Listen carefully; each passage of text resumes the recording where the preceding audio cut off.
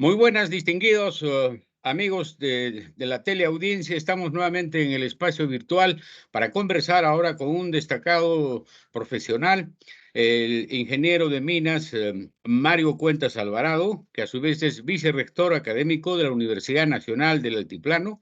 Él engalana esta presentación para conversar en dos tandas, una de esta semana y la próxima del 20 de este mes, para conversar en esta primera sesión sobre la historia de la minería en Puno, tan rica desde la época colonial, la época republicana, y en este presente del siglo XXI, donde tiene bastantes tribulaciones y bastantes cometidos que empezar a resolver para hacer que la minería efectivamente sea una propuesta de desarrollo para Puno.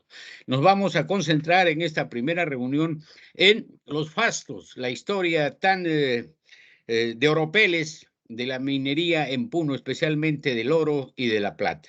Ahora vamos a conversar inicialmente dándole la bienvenida al ingeniero de minas Mario Cuentas Alvarado por estar presente y haber admitido conversar en este programa Puneños en el Mundo, porque todos los que están conduciendo este programa están en diferentes lugares geográficos de nuestro planeta Tierra. Muy buenas, Mario, gracias por estar con nosotros. Gracias, Hernán, gracias, Alfredo, por la invitación. Primeramente quiero felicitarlos porque esta actividad que ustedes están desarrollando, aprovechando el desarrollo tecnológico, nos une. Hace que, por ejemplo, Alfredo, que está en Europa, tú que estás en Arequipa, yo estoy en Puno, podamos estar conversando, intercambiando ideas y siempre pensando en el desarrollo de nuestra querida región. Gracias por la invitación. Alfredo, muy buenas, ¿cómo estás? Buenas a todos nuestra audiencia. Sí, a Mario lo conozco desde la época de colegio, ¿no? Con él terminamos en la unidad. Él lo conozco en quinto año de secundaria, pero yo escuché más antes de él, porque él estudió en la primaria, en la unidad, después se fue a Huánuco. Regresó en quinto año y me acuerdo que el primer día lo vi parado en la esquina, en la unidad. Ese era el famoso Mario. Y de ahí nos hemos hecho muy buenos amigos. Había siempre la muy buena competencia en el colegio, ¿no? En matemática, porque su papá, profesor de matemática, y papá también profesor, y también conseguía Charaja, ¿no? Que profesor era profesor de matemática, ¿no? Entonces, hacíamos el grupo. Y después ya él estudió ingeniería de minas en Puno, en esa época donde también estudiaba Rómulo Mucho, que lo entrevistamos más antes, ¿no? Mario y Rómulo eran los dos estandartes de minas de la Universidad de Puno, ¿no? Siempre hablamos una vez, me acuerdo, nos contamos en mi casa en Arequipa con Rómulo y Mario, ¿no? Ahí tuvimos una reunión muy interesante. Después ya, con Mario, yo viajé a Inglaterra y nos vemos en Japón. Con Mario estuvimos en el mismo laboratorio 8 meses juntos trabajando en el mismo laboratorio en Japón, allí en 91, 92, ¿no? Entonces hace tiempo que encontramos con Mario y siempre nuestra inquietud fue querer hacer algo por Puno, ¿no? Entonces él se quedó en Puno, yo salí, pero las ideas siempre, el ideal siempre es el mismo, ¿no? Bienvenido, Mario, y no perdemos más el tiempo y hablaremos de minería. Excelente, porque además Mario viene de una familia conocida, los Cuentas, su papá robusto, corpulento, le decían el oso Cuentas, ¿no? Y era una persona muy atractiva, renombrada en Puno y querida por la población. Pues Mario, después de ese periplo tan interesante que ha narrado brevemente Alfredo, ¿por qué retornas a Puno? ¿Cuál es la motivación central que te hace volver a Puno? Un ambiente especial, a veces hostil, pero siempre sugerente y prometedor para hacer cosas. ¿Cómo están esos retos ahora personales y profesionales tuyos? Bueno, más o menos describir, o sea, cuál fue mi vida, ¿no? Alfredo me menciona, yo estudié, como se llama, de niño en el Jardín de los Leones, recordemos cómo se llama, en el Parque San Antonio, por esa zona. Y luego la primaria lo hice en la unidad, parte de mi secundaria de primero a cuarto, lo hice en Yata, Huánuco, que es la tierra de mi madre. Regresé acá, postulé, ingresé a la universidad, como se llama, del Altiplano, terminé la carrera y luego me ingresé a la selva, me fui, estuve 3 años en nuestra selva puneña tratando de encontrar la mina más grande de oro del mundo y convertirme en el empresario también más grande del mundo. Ese es un Sí, sueño pues ese que territorio siempre... de Carabaya y de Sandia son territorios muy especiales, ¿no?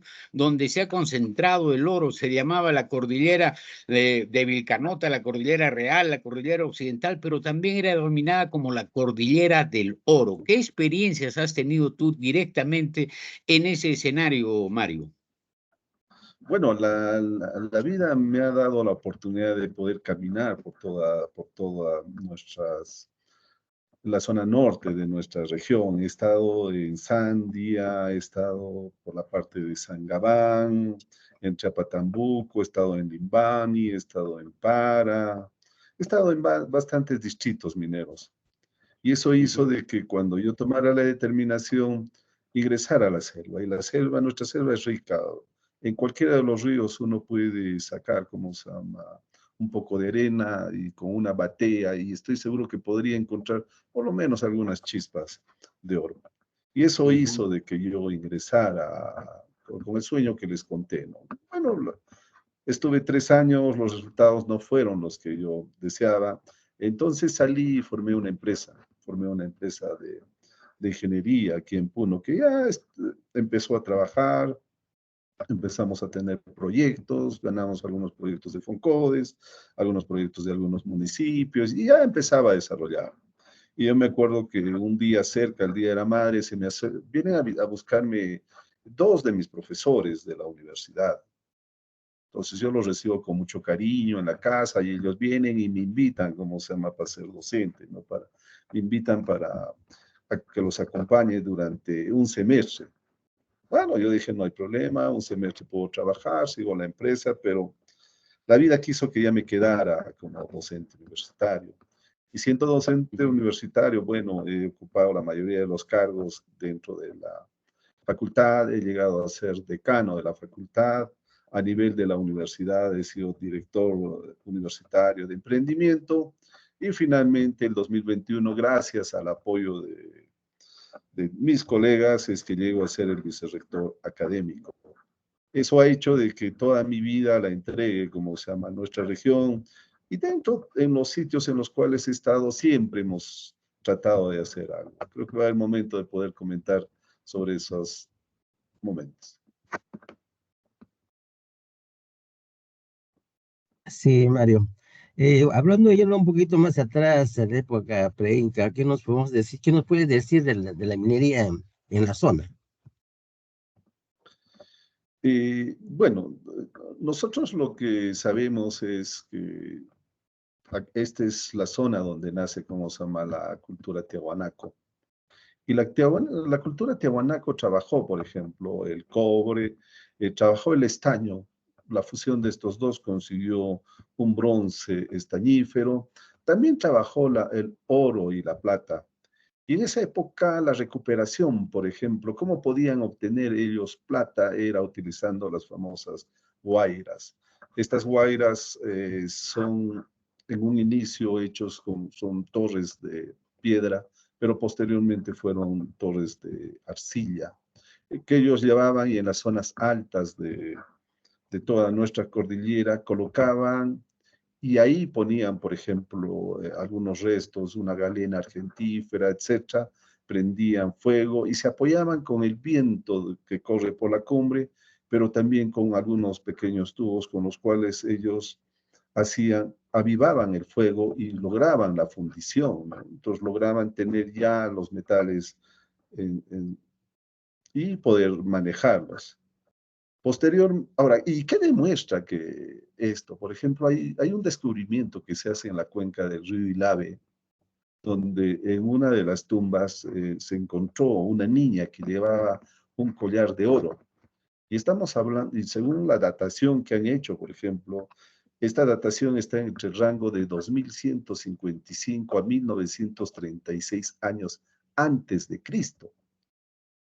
Por lo que vendría a ser el artefacto de oro trabajado más antiguo que se ha recuperado hasta la fecha, no solo en los Andes, sino de toda América.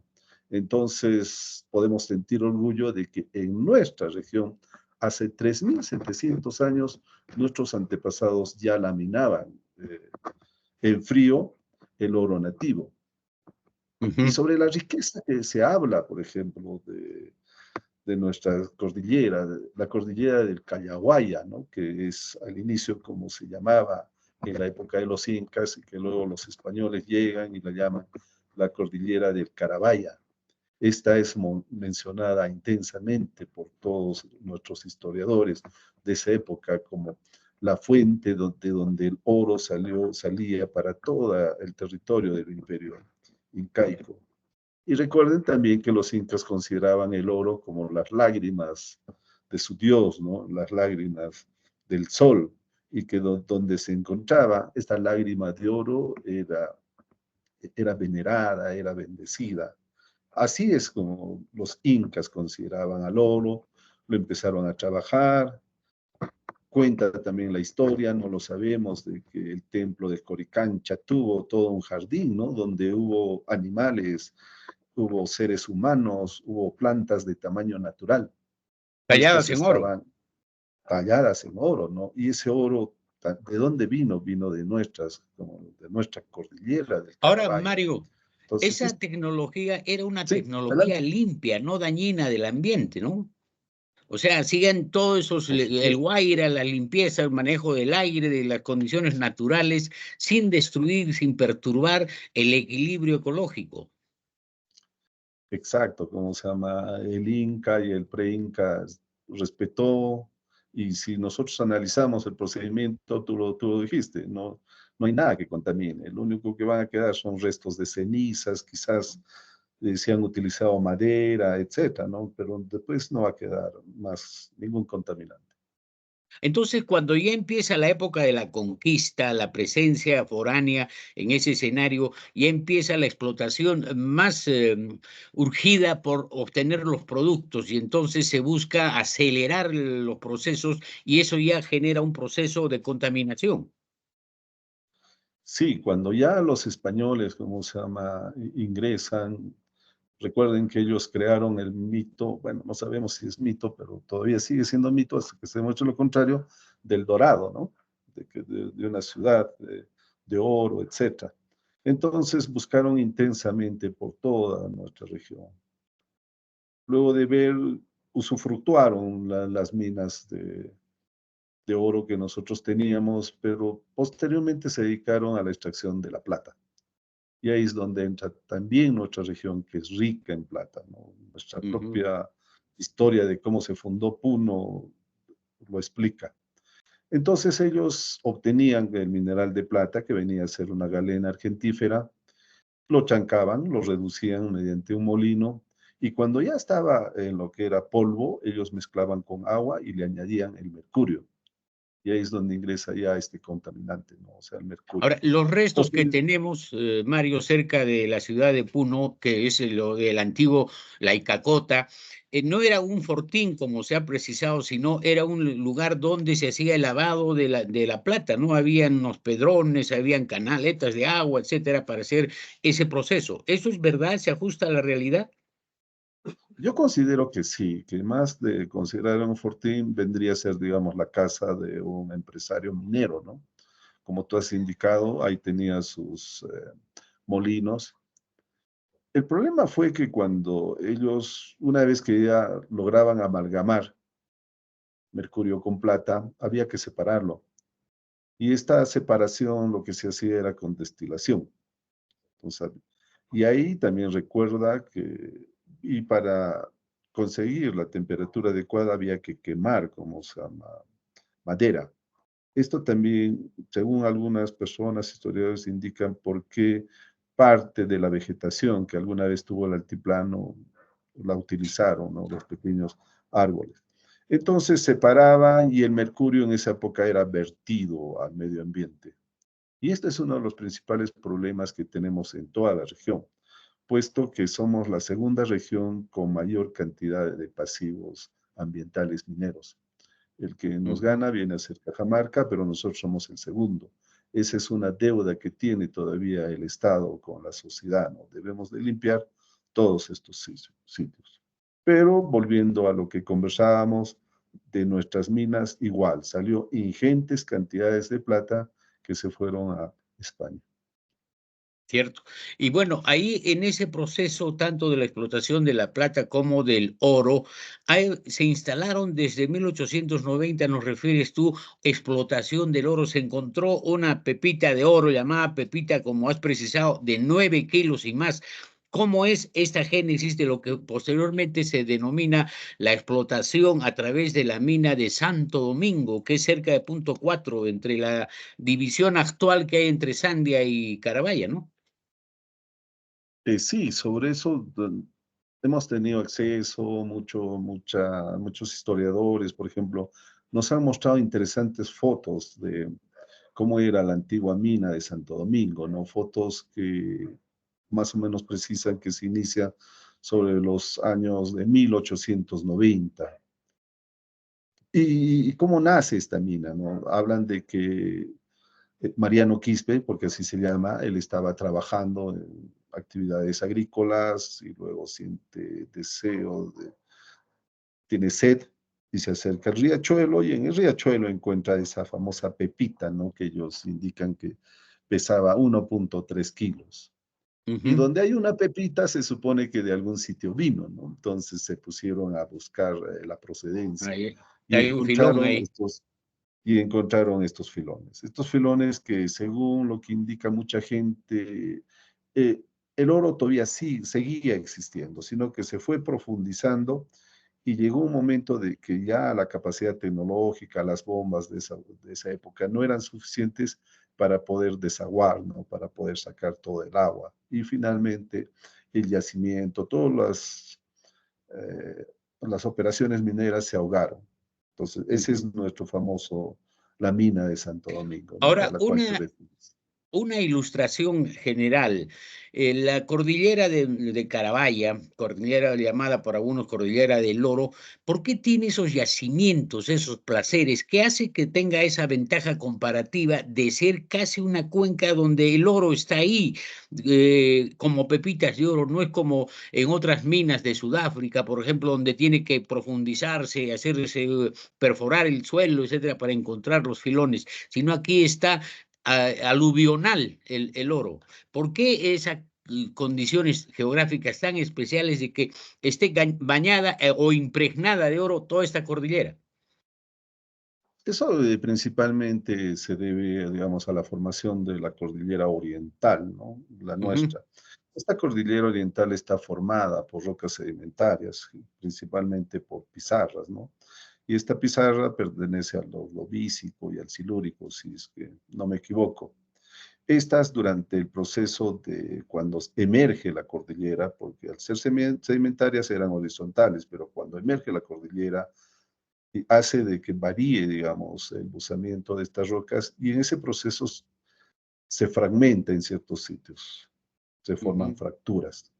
Y luego, dentro de lo que es ya el subsuelo, hay corrientes, hay soluciones que se llaman nosotros hidrotermales, ¿no? Estas tienen dentro de su composición este oro y cuarzo. Estas son las que ascienden por estas fisuras y depositan en las paredes, como se llama, cuarzo y en este caso oro. Pero Ujú. hemos tenido la suerte de que quizás este fracturamiento y este fusionamiento se ha dado en toda la cordillera. Entonces, el oro nosotros lo encontramos en toda la cordillera. Dentro de lo que es la región, desde nuestra frontera con Bolivia, que está muy cerca, digamos, a Namea, un poquito más allá, hasta nuestra frontera con Cusco, que es 15.000, está llena de oro. O sea, nosotros tenemos ingentes recursos de oro en esa zona. Pero también hay, no solamente hay oro, sino también hay lo que le llaman el oro de los tontos, ¿no? Las calcopiritas, que parece que fueran relumbrantes oros, pero no lo son, ¿no? Y eso también es otro proceso complementario, coadyuvante de la explotación del oro.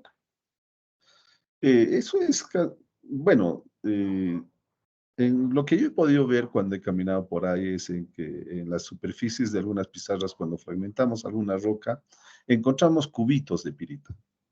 Y la manera como cristaliza la pirita es en forma de cubos. Y es interesante porque nosotros recolectábamos, debo tener algunas muestras por ahí, buscando cubitos.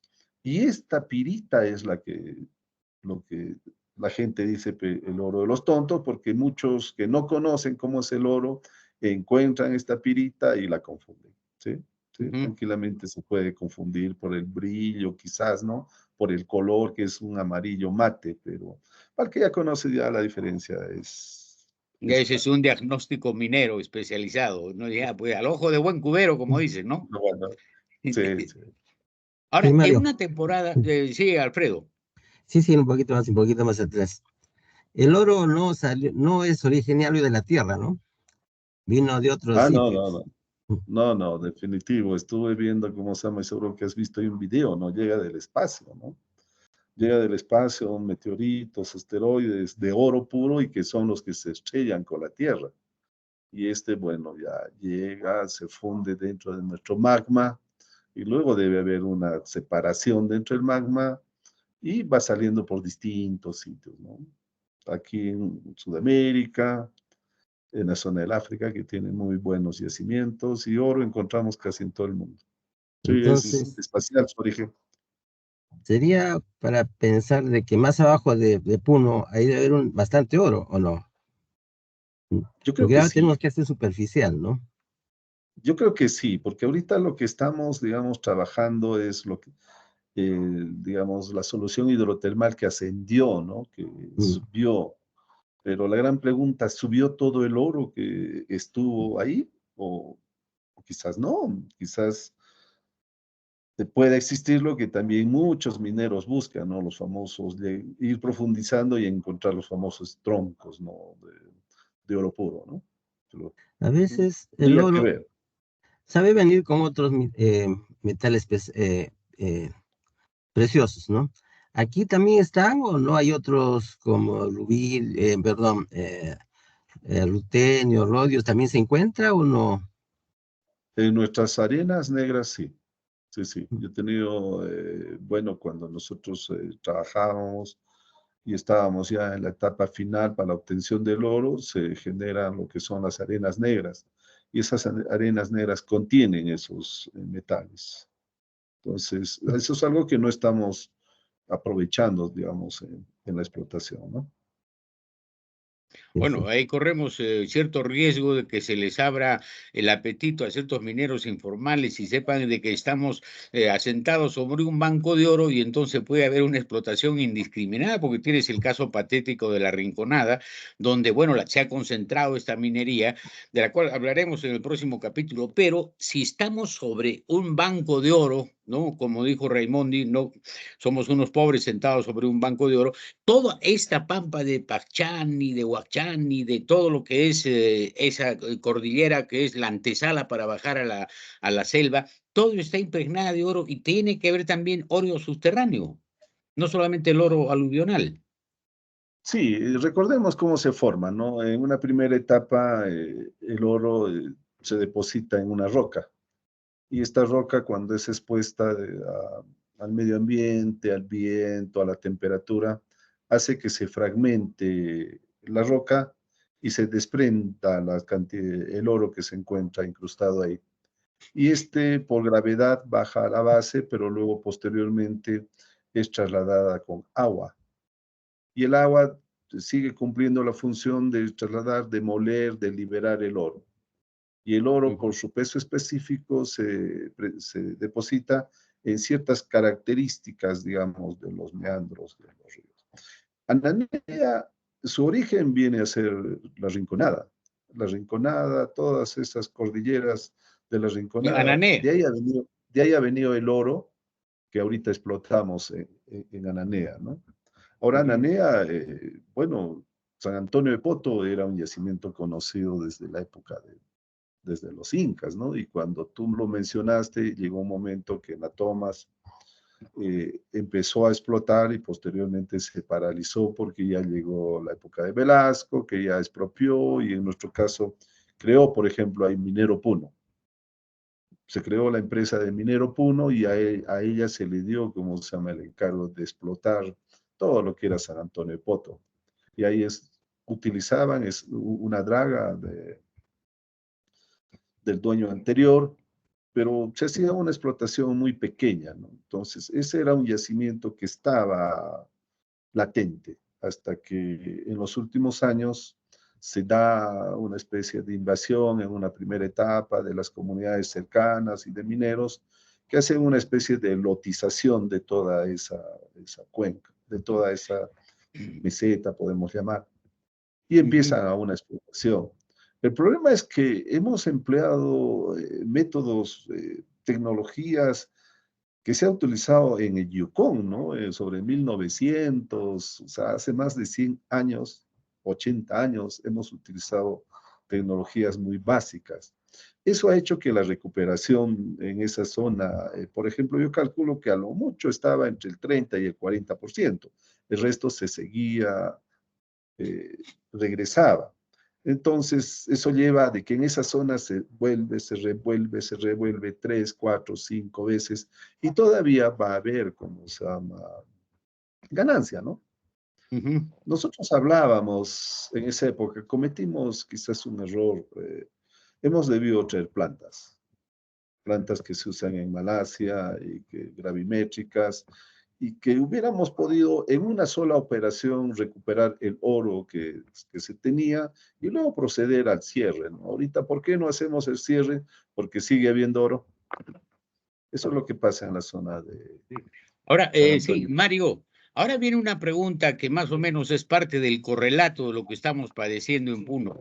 Si estamos asentados sobre un depósito gigantesco de oro, ¿es posible ya no plantear la fórmula de Minero Perú y del Banco Minero que buscaba canalizar la compra de estos y comercializar, etcétera? Sino, ¿por qué no atraemos a la empresa privada para que con la tecnología adecuada, etcétera, empiece a explotar todos estos recursos para beneficiar de alguna manera a la región? Porque si tenemos estas canteras, estos yacimientos, ¿por qué no hay un beneficio real para el desarrollo de Puno? Yo creo que ese punto de vista económico, a ver, yo voy a plantear algo, por ejemplo. ¿Qué hubiera pasado si la Rinconada hubiera sido explotada por una gran empresa, por ejemplo? Ellos traían maquinaria, traían equipos. El problema es que hubiera habido poco personal. No sabemos cuántos ingenieros o cuántos obreros o técnicos hubieran sido de la región, pero si hubiera aportado, digamos, quizás impuestos para el Estado. Pero tal como se dio, los beneficiados son una gran cantidad de personas. Ahorita, mira, hay familias que quizás antes de llegar ahí podían estar hasta sobreviviendo económicamente, ahora llegando a la Rinconada, llegando a lo que es Anané, ahorita disponen de una capacidad adquisitiva muy buena. En otras palabras, la riqueza que hubiera podido ser para la empresa ha sido distribuida para todos los trabajadores. Ese es el lado positivo.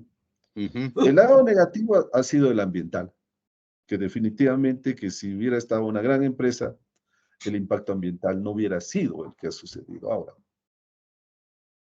Tal como venimos trabajando, el impacto ambiental va disminuyendo. Ahora, estas empresas, estas asociaciones de personas, posteriormente se convirtieron en cooperativas, ahora se han convertido en empresas, han ido desarrollando capacidades mineras. Entonces, para la explotación, como se llama, de otros yacimientos, ellos ya no estarían con las condiciones con las que iniciaron la Rinconada, ¿no? Empíricas, trabajando con equipos obsoletos, etcétera. No, ahora recuerden que Juliaca genera tecnología muy buena, eso es para conversar después también, muy buena. Entonces, para mí, si yo fuera Estado, buscaría formalizar entre ellos y que ellos sean los que exploten los yacimientos.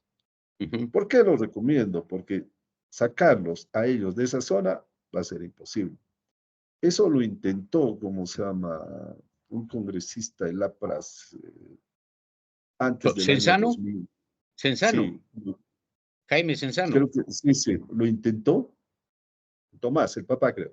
Tomás, Lo el papá, claro. intentó, llevó al ejército, hubo muertos, hubo todo, pero no logró el objetivo. Entonces, si este va a ser un conflicto social, yo me lo evito, prefiero capacitar a las empresas que ya están ahí, formalizarlas y que ellas exploten, y ahí tendríamos esos impuestos de los cuales tú estás hablando. Claro, tú Pero nos has sin que señalado, ingresen, Mario, un tema que me parece puntual, las dos caras de la moneda, una, el beneficio, la multiplicidad, la multiplicación de beneficiarios, a contrapelo de lo que podían haber hecho la empresa minera formal, de reducir el personal y, bueno, tributar de mejor manera. Pero ahora se ha extendido, esta empresa está mejorando, eso es lo interesante. El daño ambiental es colateral, pero hay otro punto. ¿Por qué no los mineros de la Rinconada, que ya están consorciados y están formados en empresas, por qué no invierten o reinvierten sus recursos en Puno? Tenemos que todos los recursos más o menos se van para fortalecer la emigración y, bueno, invierten en Arequipa, en otros lugares, etcétera. Tenemos el caso patético de una empresaria minera que se ha comprado un fondo extraordinariamente en España, significativo en España, ¿no? claro, Entonces, es ¿por cierto. qué nuestros recursos mantienen nuestra pobreza o bienestares colaterales de nuestra población y no hay algo sustantivo para que mejore la calidad de vida de la población a través de servicios?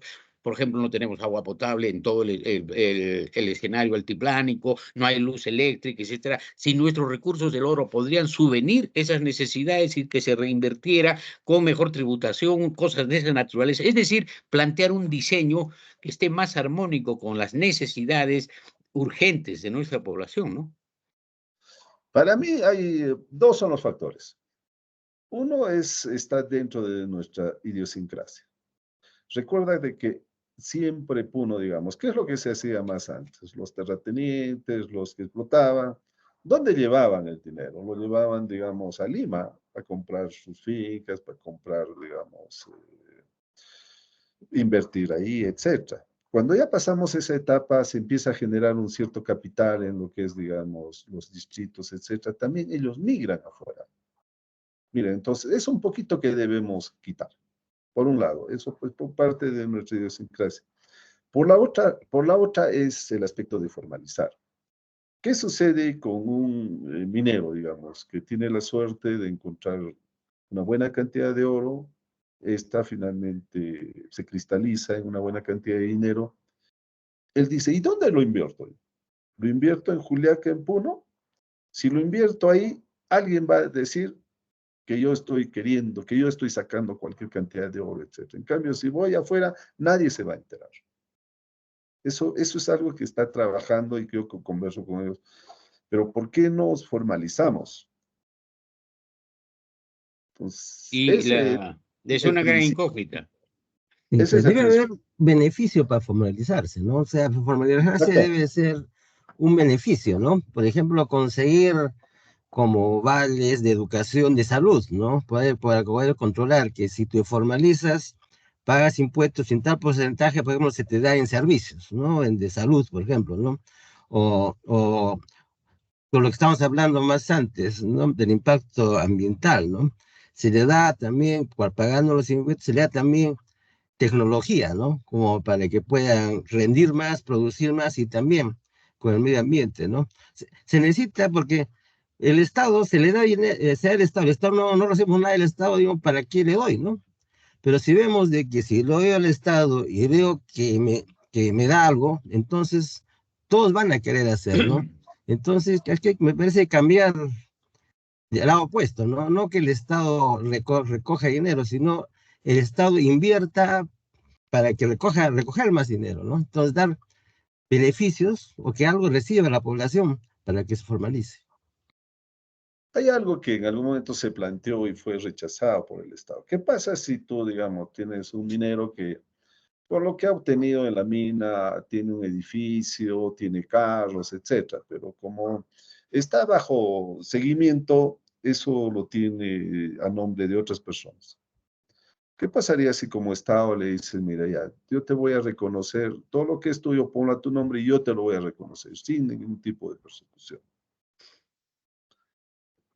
Eso ocurre en El muchos Estado lo países, ha ¿no? rechazado, el Estado lo ha rechazado, ¿ah? no, que estaríamos, etcétera. Pero en realidad, yo digo, ya pues, el pasado, hasta ese momento es pasado ya. Si yo quiero contar con él como una persona que tiene dinero y que va a invertir, tengo que reconocerlo hasta ese momento, ¿no? Eso es algo, es una de las salidas que se pensó en algún Ujú. momento, ¿no? Pero eso Ya. Ahora, ocurrió siempre, sigue ocurriendo, ¿no? Por ejemplo, en Argentina ahora, en otro país, cuando hay necesidad de dinero, lo que dice es que vengan, traigan su dinero y les vamos a reconocer, ¿no? Bueno, tanto dinero ahí, te pongo un poco de impuestos, entonces empiezas a legalizar, ¿no? Que venga capital. El problema ahora, como se persiguen todos, no quieren limpiar su dinero. Bueno, lo limpian, pero no quieren mostrar, pagar impuestos por ese dinero, ¿no? Puede ser como una amnistía, ¿no? Aunque suena un poco feo, pero es bastante eficiente, ¿no? Para poder formalizar y poder controlar mejor las cosas. ujú. Ahora, Mario, se desprende de lo que has planteado una interrogante necesaria. Tú has dicho como una de las cuestiones de la potencialidad de esta explotación, la masificación, la ampliación, pero los grupos que ya están instalados y consolidados en la Rinconada no están manejando ese escenario como un coto cerrado y no permiten que haya nuevos mineros que puedan incursionar para que esto se amplíe y se masifique. ¿Cuál es el entorno de rechazo, si es que existe, e impide que más personas, como cualquier joven de Puno o campesino que ya no está en trance de estar rural y quiere ser minero, puede ingresar a esos espacios o está impedido de hacerlo? Yo creo que sí, mira, cuando hablamos estamos hablando de la Rinconada, pero si hablas como superficie frente a todo lo que tenemos, no es nada. La gente está caminando. Yo conozco muchos, fueron como trabajadores a la Rinconada, consiguieron dinero, se volvieron empresarios y posteriormente están en otras zonas de nuestra región. Incluso algunos han trascendido ya nuestras fronteras, están haciendo minería en otros sitios, porque no es eso de que exista, digamos, sea considerado como un coto cerrado. Más bien un poquito, digamos, quizás poniendo algunos ejemplos de cómo la masificación económica en este caso ha sido positiva. Por ejemplo, imagínate, ahí hay 50.000 trabajadores. Los 50.000 trabajadores necesitan instrumentos para vestirse. ¿Ya? Hablemos, digamos, de mamelucos. Un mameluco 3 meses y ya no va. Al año más o menos, multiplícalo por 4, son 200.000 unidades de mamelucos. ¿Cuántas pequeñas empresas mineras apoyan, dan esa producción? Imagínate a cuántos. Vamos en alimentos. 50.000 personas. Ahorita debe haber mucho más, pero calculemos con 50.000. Yo tengo un cálculo que más o menos cada uno necesita 1 kilo de alimento por día. Estás hablando de 50 toneladas de alimentos por día. Ahora multiplícalo por un año. Son 15.000 y tantas toneladas. ¿Eh? ¿Cuántos agricultores producen eso? Entonces, imagínate el efecto económico que tiene, es fuertísimo. ¿Eh? Ahora, ¿qué pensar, por Entonces, se ejemplo? deberían instalar empresas de servicios de alimentos, de producción, de canalizar estas cosas, de tal manera que se pueda aliviar las condiciones ambientales y de vida que, bueno, que en muchos casos padecen los pobladores, porque hay varias crónicas negras que muestran la promiscuidad, la prostitución encubierta, más allá de Trata todo de el daño blancas, ambiental que se trata de ocasiona. Y entonces blancas, vivir ahí etcétera. es bien negativo. Sí, sí, sí, sí, sí. Pero ahí ya, pues, también es función del gobierno, ¿no? Yo participé de una mesa de trabajo, por ejemplo, esto de la pequeña minería, ¿no? Yo siempre les hacía una pregunta. ¿Qué elemento, si lo cortamos, podría paralizar todo esto? ¿Qué elemento? Es el combustible. El combustible. Hay zonas de Baguaja, Sonene, de todas esas zonas de En la amortiguación, selva, claro. donde se está extrayendo y ahí se estamos destrozando el medio ambiente. Y nosotros no vamos a aceptar eso. Pero ellos lo hacen con maquinarias que consumen, consumen combustible. ¿Y cómo llega ese combustible? Mediante carreteras o llega mediante los ríos. Entonces, maneras de cortar, de paralizar existen. La pregunta es, ¿y Ujú. por qué no hace eso el Estado? Bueno, porque hay intereses creados, obviamente, ¿no? Claro, o sea, la respuesta la tenemos también, ¿no? Ujú. Bueno, el tema es bien sugestivo, ya conversaremos sobre varios detalles específicos, pero se nota, Mario, que estás versado en el tema. ¿Por qué no se hace a través de tu conducción una historia del desarrollo de la minería en Puno? Has hablado de 3.800 años antes, hasta la época actual de la explotación minera, de varias canteras, etcétera, de diferentes explotaciones, no solamente el oro y la plata, sino el tungsteno, el wolframio, etcétera. ¿Por qué no se hace esa historia de tal manera que la gente se eduque, se aleccione, comprendiendo la gran cantera, las grandes potencialidades que existen ahí, y a través de un libro acompañado de documentos virtuales, etcétera, gráficos, se pueda ver esta cuestión que es pedagógica y es una enseñanza que puede fortalecer nuestra identificación con el medio ambiente, porque a veces uno piensa que Puno es solamente danza, folclore, música y cierto divertimento y no pasa de eso, y de explotaciones mineras infames. ¿Por qué no hacer una historia que más o menos abra la ventana del conocimiento para toda la población y ahí podrías capitanearla tú, que estás versado en el tema? Sí, yo creo que hay bastantes personas acá, podemos contar con el apoyo de muchos colegas de la universidad y podemos trabajar el libro que tú indicas. Y es cierto, ¿no? O sea, toda sociedad debe conocer su historia. Y nosotros no, esta parte de la minería no la estamos reconociendo. Más aún con ciertas prédicas antimineras, aparece como algo muy negativo, cuando eso no es cierto.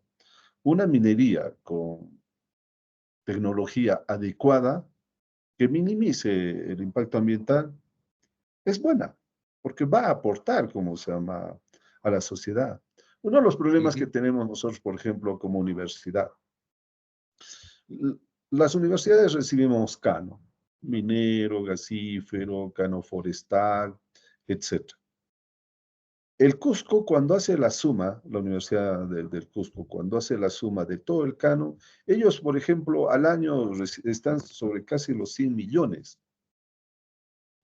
Arequipa está sobre 70 millones, por ahí, luego tenemos a Moquegua y Tacna, están sobre 50, 40, con muy buenos ingresos por canon minero. Y nuestra universidad, aunque tú no creas, recibe 8 millones.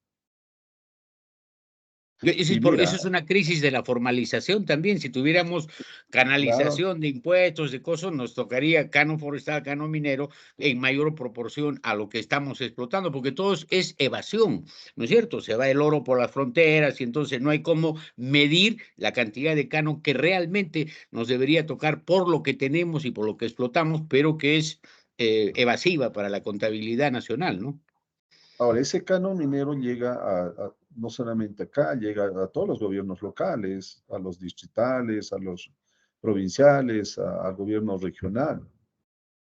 Ujú. Y cuando hablemos también, Ipuno tiene un potencial único, ¿no? O sea, no hemos hablado todavía sobre, digamos, el litio, no hemos hablado sobre las prospecciones que se están haciéndose respecto a aurífero, etcétera.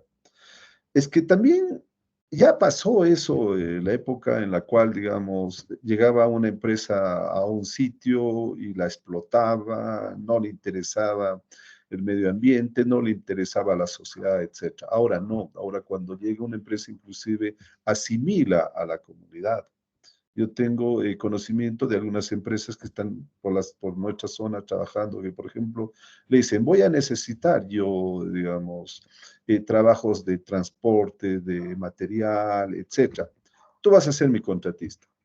No, pero Ujú. yo no puedo ser tu contratista, pero yo no tengo dinero. No, vas a ir al banco, te vas a prestar dinero, yo te voy a garantizar, tú me vas a prestar el servicio y vamos a caminar. Y de esa manera están creándose muchas empresas que apoyan a la minera. Ujú. Entonces, la riqueza está siendo compartida. Antes no, ¿no? Antes venía una empresa acá, el que me hacía transporte era mi sobrino, el que me daba tal servicio era mi compadre. Entonces, todo se quedaba y se iba a Lima. Esas buenas prácticas, yo pienso que en 10, 15 años podemos tener una buena actividad minera en Puno, pero con muy buenas Sí. prácticas y haciendo también de que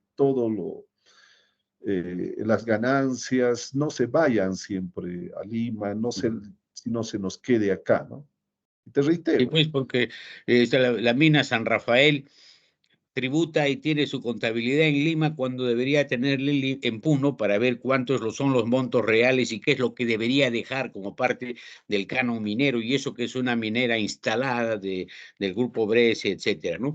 Para finalizar, Mario, la invitación está abierta para que conduzcas una investigación histórica sobre el desarrollo milenario de la minería en Puno. Yo recuerdo que mi padre me hablaba de el verdadero San Juan del Oro, que la familia Mercado decía que estaba por tal lugar, etcétera, o de ciudades desaparecidas como Aporoma. Ya no lo narra Emilio Romero en la monografía del departamento de Puno. Es decir, toda una cuestión legendaria y hasta mítica de cómo el oro ha aglutinado poblaciones, ha habido que desaparezcan gente, etcétera. E inclusive me cuentan que cuando se declaró la independencia del país en 1821 y después se consolidó, 15 años después recién salían de españoles que estaban en la selva puneña, todos barbados, etcétera, para ir a combatir y a defender al Reino de España cuando ya se había consolidado la independencia, ¿no? Todos esos datos son sugestivos y entiendo yo bastante educativos. Así que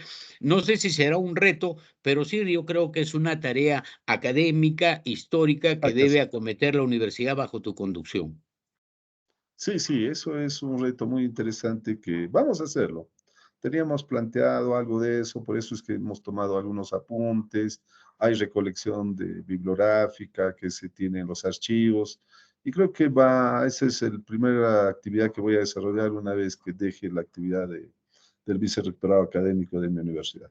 En buena hora, entonces, que puedas conducir esto, Alfredo. Ya nos vamos, te despides de Mario, nos despides del programa y estaremos contigo, Mario, el próximo sábado 20 para hablar ya sobre los detalles tan críticos de la explotación minera en los impactos ambientales, en Gallimayo, en la cuenca de Ramis, en todos esos escenarios, en Cojata, ¿no? Donde el problema es binacional, etcétera. Son situaciones pungentes, bien complicadas, sobre las cuales hay que tomar determinaciones de gestión pública, ¿no?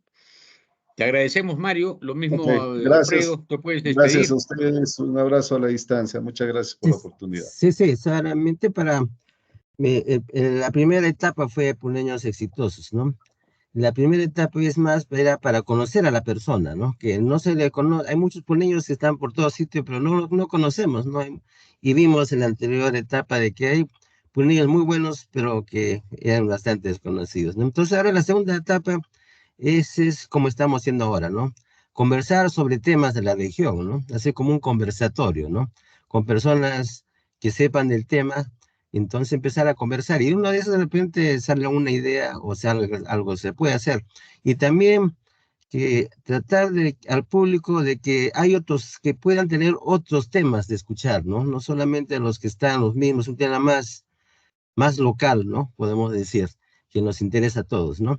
Entonces, seguimos la próxima semana, Mario, con el tema bastante amplio, de repente alcanza hasta tres, debido por la importancia que ha tenido y va a tener la minería en Puno, ¿no?